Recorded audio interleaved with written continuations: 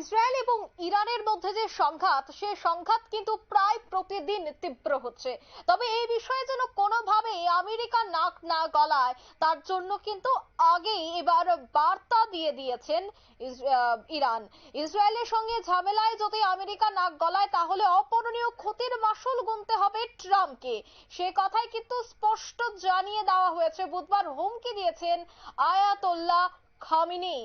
বিস্তারিত সে বিষয়ে জানবো। টেলিফোন লাইনে যুক্ত হয়ে গেছে প্রতিনিধি সম্রাট চৌধুরী। সম্রাট, আমেরিকার প্রেসিডেন্ট ডোনাল্ড ট্রাম্পের নিঃশর্ত আত্মসমর্পণের যে প্রস্তাব, তা মুখের উপর রীতিমতো জবাব দিলেন ইরানের সর্বোচ্চ ধর্মীয় নেতা। কিভাবে দেখছো বিষয়টা? দেখো, দ্বিতীয়বার রাষ্ট্রপতি পদে বসার পর থেকে কিন্তু ট্রাম্প তার দেশের ভেতর এবং বাইরে কিন্তু এক তার মর্জি মতো বিভিন্ন রকম নিয়ম কানুন চালু করেছে।